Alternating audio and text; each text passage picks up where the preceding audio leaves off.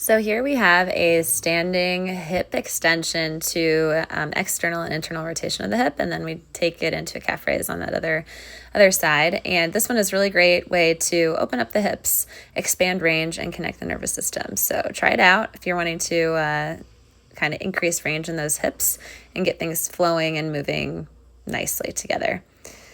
After this one, you're going to see us do a similar variation. It's another hip internal external rotation. We're going into the external first as we lift the knee up, and then the outside of the foot up and over, almost as if we're climbing over a fence. And the slower you go, the more challenging it is, and I do recommend that you try that.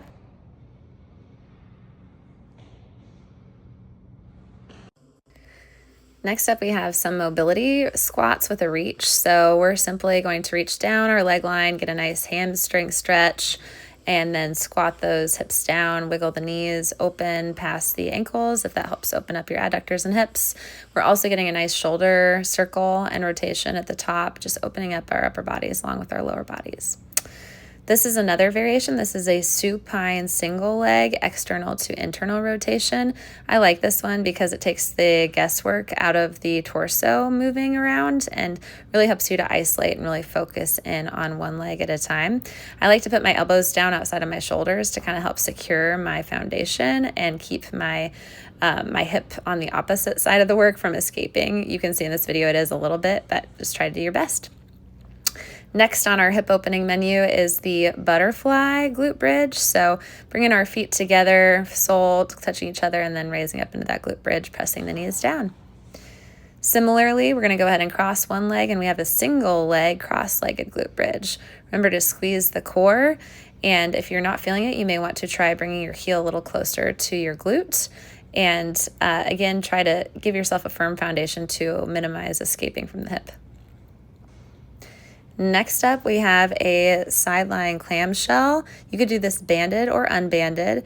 You're going to put one foot on top of the other, bottom leg stays on the ground, and you're trying to get as much range on the upper leg as possible. We're going to make it a little more challenging by adding in a side plank hip thrust here. So you can do this one also banded or unbanded. Great one for hips, for glute strength, core, for running, walking, all of the above. So give it a whirl. I also like to stack my feet crisscross so they has a little bit more of a stable start. This is a single kneeling hip extension with rotation, using the arm as the driver to really get a nice movement flow through the hips, and this should feel pretty good to the upper body too. Next is a hamstring stretch and spinal flexion to a hip extension and overhead reach. Just again, using the arm as the lever to drive some more length through that stretch. Enjoy. Feel free to start with your knee further back for more of a deep stretch and feel it out. See where you go with it.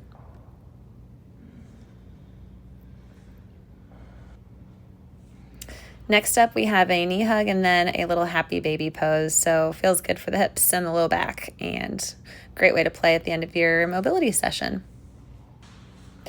Lastly, we have a seated 90-90 spinal flexion stretch. So this is a nice accessible stretch for the glutes and for the hips. And again, don't judge your range, just be open and see where your body wants to take it for the day.